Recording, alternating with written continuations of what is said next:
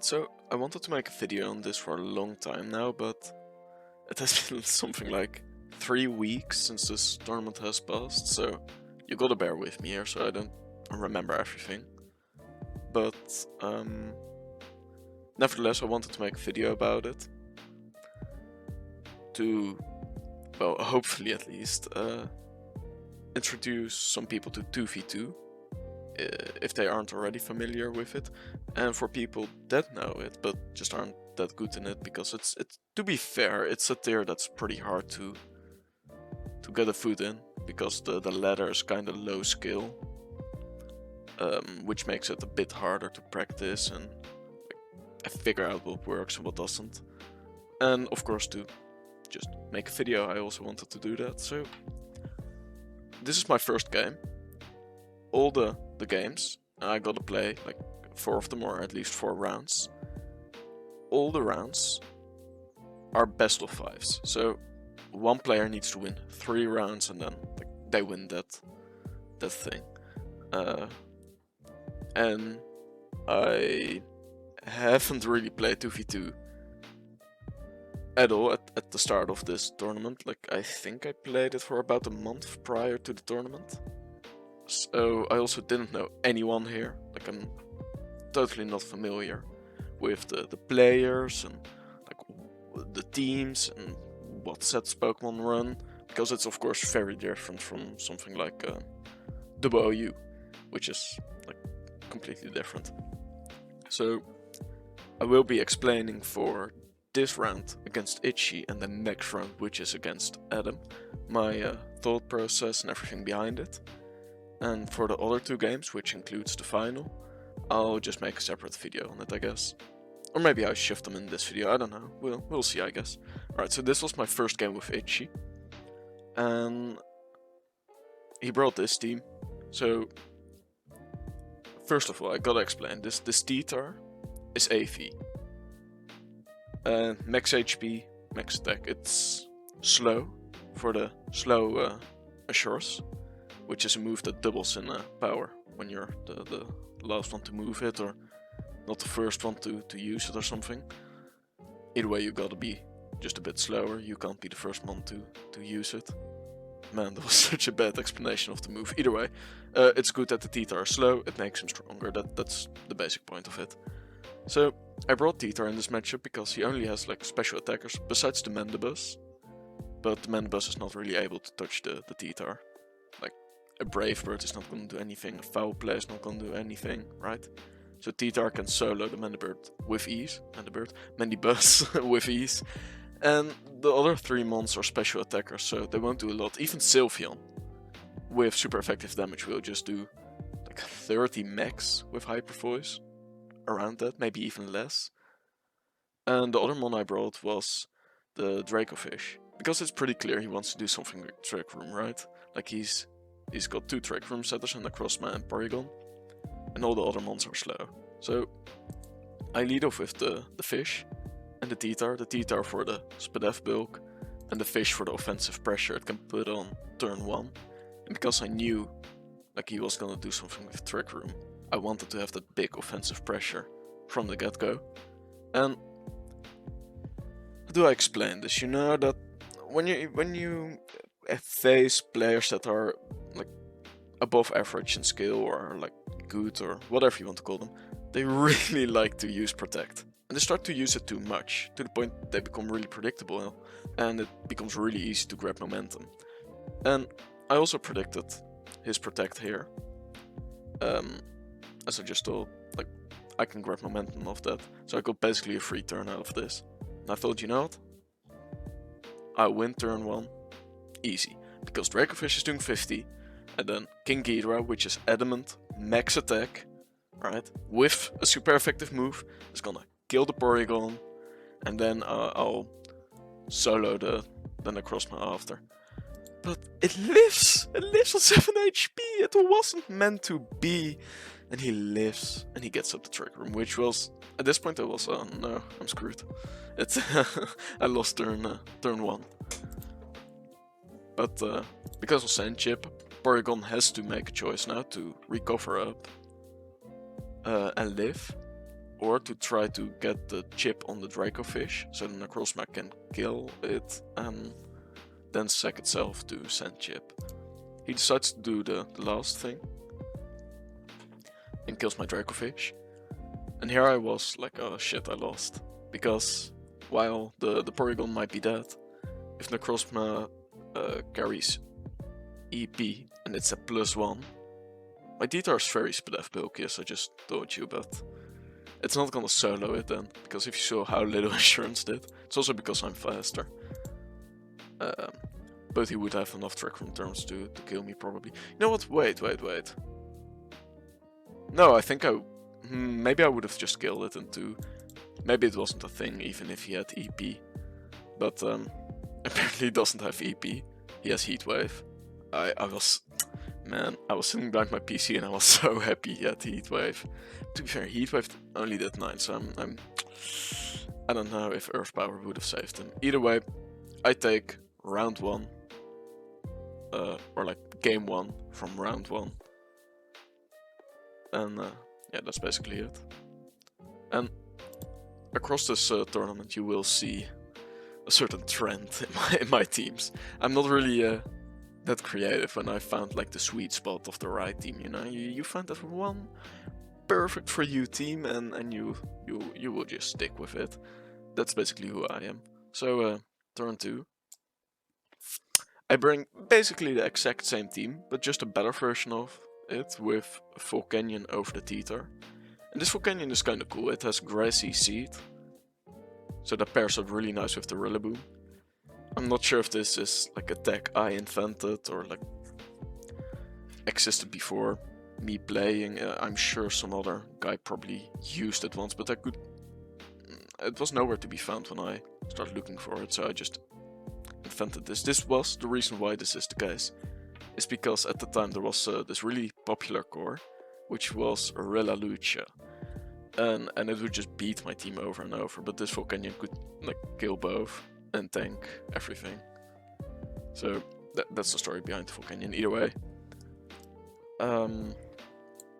he brings kind of scary team, but I lead off, if memory serves me correct, with the Genesect and the Dracofish. The Genesect has just a good overall matchup against whatever mon he brings. It has Ice Beam for the Zygarde, it has Flash Cannon for the Kyurem Black, and for the Togekiss, and it has Flamethrower for the Metagross, right?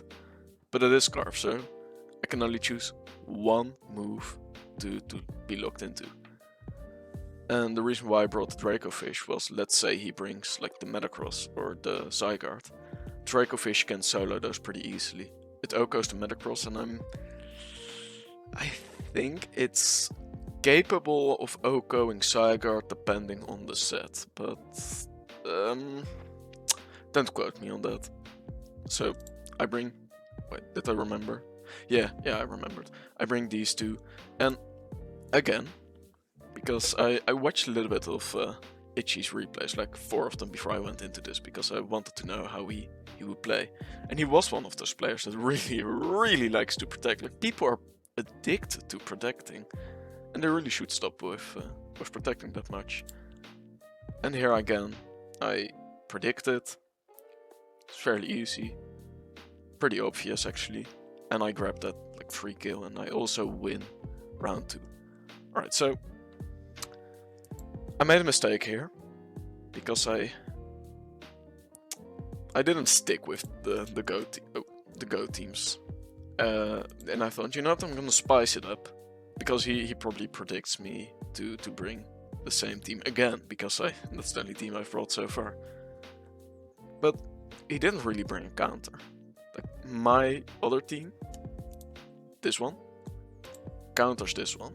So I was thinking maybe he doesn't have a counter for it, so who knows. Either way, I brought this team, and I lead off with Celesteela and Lando. And when I saw his lead, alright, I might need to stop the recording and fix some space. Either way, I'll just finish this round. Either way, I thought I won this because like I double protect to make sure I don't get faked out or whatever. And here I am, thinking I've won. because Zeraora will try to kill Celesteela, but he won't because Celesteela is way too bulky. Landorus will kill the Zeraora. Kyurem will kill the Landorus, and then Celesteela Meteor Beams and kills the Kyurem. But, well, as it turned out, Celesteela just dies. I just thought that it could have taken it. I guess not, but that's my fault for not running a calculation on it, but it is what it is. Alright, I'm gonna stop the recording here and resume it as soon as I fix the storage problem. Alright, I should be back. I hope it all works out. Either way, this is the last round against Itchy I'm playing, and from the score you know I've won this one too. And by the fact there are multiple games I'm covering after this, so there's that. I bring the good old reliable team again, and he brings this weird team. I'm not really sure what to think of it at the time, and to be fair, I'm still not really sure. I really underestimated the power of Cinderace for a long time though. Cinderace is a good mon in 2v2, so if you ever are looking like at an empty slot on your 2v2 team, just push Cinderace in there, it'll work fine. And, fun fact, this is something I remember from my VGC time, early this generation. Adamant Life Orb Cinderace with HJK can OHKO Incineroar after being intimidated. So that's useful to know. Alright, so to start off, I forgot what I led with. Alright, I led with the two powerhouses, because these two are the big powerhouses. This one is support and this one is bulky offense to deal with bullshit. He leads off with these two, and this was like the worst lead possible for me. Sorry for the Discord noises in the background, by the way. Either way, the problem is if Togekiss follow Mies, and I just Flash Cannon and Fishes Rant into it, it doesn't kill. So let's say the Cinderace, like HJK is the Draco Fish, the Togekiss lives, absorbs another Flash thingy, and then it Sucker Punches the Draco Fish. I die and then I lose 1-1 to the Cinderace. So what happens here is... oh, by the way, the reason why I didn't Flash Cannon is, I think because the Babiri Berry, that's something I remember, but to be fair, Flash Cannon would have still been the better play looking back at it. I was also not sure if it had the Babiri Berry, it probably had, I guess, but I don't know. I also wouldn't know how I would know that it had a Babiri Berry. Maybe I was just driving myself like crazy, I don't know. Either way, as I said, I barely don't kill it. It HJKs and now I'm here sitting like, fuck. If it has Sucker Punch, I lose. And that would really suck. And it has Sucker Punch, but I live on 1 HP. So, that was pretty nice. After this I also did a calc, assuming it was Jolly nature.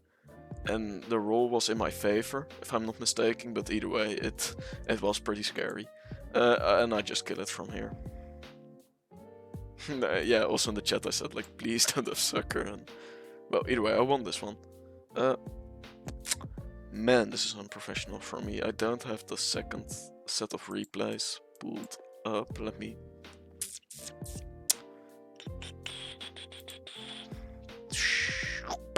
right. There we go. Fixed. Music off. Switch sides. Alright, so I know this is a pretty popular core, the Draco, or the Draco Man and the Talonflame. To be fair, I didn't know this was a core when I made this team, so it's not purely copy-paste. I guess it's like a really logical connection to have Regidraco and Tailwind support and Talonflame as the Tailwind support because it offers the most offensive pressure from any priority Tailwind mon in the game in 2v2, since Tornadus is banned. I completely forgot how this went. Genesect and Sarah. Oh yeah. Right. So I bring the Genesect because it has just that great coverage for every mon. Like the Flamethrower for the Ferrothorn, the flash cannon for these two, for the fairy and for the ice mom, and then ice beam for the Zygarde. So at the time I didn't know that it was usual for Zygarde to run Scarf. And my Genesect is Scarf, but it's modest Scarf. And apparently Zygarde runs Jolly Scarf, so it outspeeds me. Either way, I fake out the Ferrothorn. I don't know why I faked out the Ferrothorn looking back at it. I'm sure I had a reason. I just can't imagine which reason. It's such a weird play. I guess it was more like because I thought, oh, that I'm gonna kill the Zygarde anyway on turn 1 with Ice Beam. So that's not a worry, and then you have just Ferrothorn being there. So that wouldn't be a problem. And in case it would do some leech, like sub bullshit with Protect, maybe it could outstall me. That was probably my thought process there. But the Zygarde is outspeeding me, and it barely doesn't kill me on Quasimodo, which is really nice. I kill the Zygarde, the Ferrothorn gets flinched, and from here out I take the game with Ice Beam and CC. And let me see if I can find this in the chat. I'll win this game, obviously.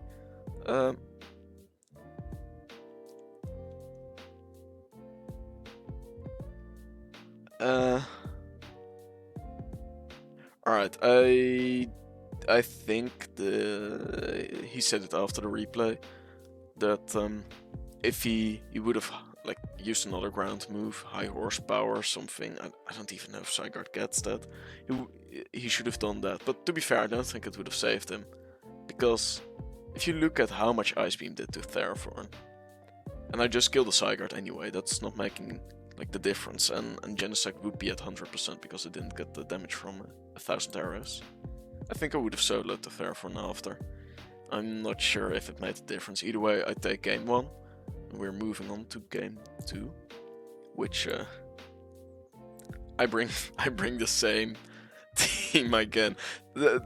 As a spoiler, for the whole entirety of this tour, I've used this team like 75% of the time. Like, this is my main go-to team. I will probably put this team in the description of this video, because if you really want to know like the sets on this team, I think with the amount of replays of this team that are like public, you can probably just piece it out and figure it out. Like, everyone has revealed its how do you call it? Moveset at this point. You can do the cogs on the EVs and IV spreads on them. So I'll just leave this team in the comments down below and in the description down below, so you can use it on the ladder or in a tournament or whatever you want to use it for. Oh no, the music! Alright. Oh yeah, a little explanation before this starts. My Rillaboom is level 99 to always underspeed level 100 in DD. So I get terrain control, but his is also level 99, and so it was basically a speed tie, and the one who got terrain would win. At least it was my assumption. So I send out, either way, this one, I remember that. Oh yeah, and the Dragonfish, and he wins the speed tie. So I was like, fuck, because he's gonna follow me. I'm gonna try to kill the DDD. I won't kill it because it's pretty bulky, and then they will just double expanding force me and kill me. But this happened, and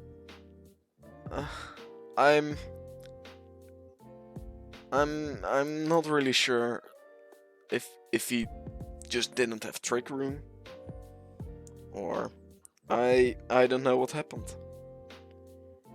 Maybe he predicted me trying to predict the Victini to protect. I thought, I'm not gonna protect and kill something instead, and then win from there. Like Bolt Strike the Dracofish and then V-create the Rillaboom, but I guess it worked out. Like, I won this one. which I'm still like wondering how, because he should have won this with his speed I win. Either way, it is what it is, and I win this one too. Right. This is not my team, by the way, that I'm using. This is from Grandmaster. But so shout out to Grandmaster.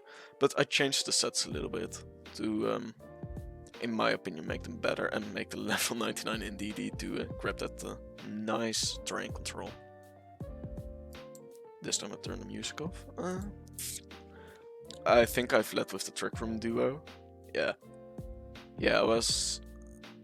I didn't really have anything for the Victini.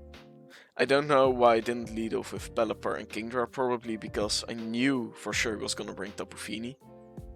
Because, yeah, I can remember that I thought he's gonna bring Tapu Fini 100%. And otherwise I don't have anything for the Tapu Fini. So, that's probably the reason why. I was probably hoping he would combine it with one of the other two mons. Either way, I set up Trick Room here, if I'm not wrong. Doesn't really matter, because Expanding Force would do the same.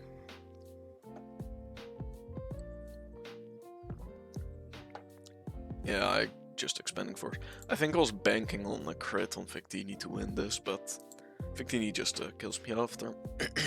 Or like, almost. And then I lose this round too. Or two, like this is the first round I've lost so far. So, last game, I bring the good old reliable team.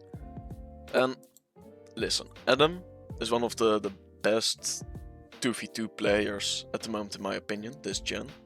So no shade to him, and like, he's a very good player. But people really gotta stop using Protect that much, because that's gonna cost him the game here. By the way, I was pretty afraid of this team, because I knew this team is like, it's not a counter team to me, but it forces me into some difficult 50-50s. So that was a bit of a scary part for me. I predict the Protect on the Victini. I fake out the Torkoal and I get like some good chip on the Torkoal. Sadly I don't kill, it was a roll, so I could have killed it, but I didn't. For some reason I didn't predict the Protect on Torkoal. I probably, like, this has superpower and Grassy Glide, so it wasn't really able to touch the Victini anyway, so I probably thought, you know what, it's not gonna make a difference if I target into the Victini. And just in case he does something weird and doesn't protect the Torkoal, I kill it. That's probably my thought process. It's pretty unfortunate Victini misses Bolt Strike here, I won't deny that, but in the end it doesn't really matter, it doesn't OHKO or anything. And I would have gotten this damage anyway, right? And Grassy Glide does an absurd amount to Victini. Like, we'll see that in the next turn, I believe.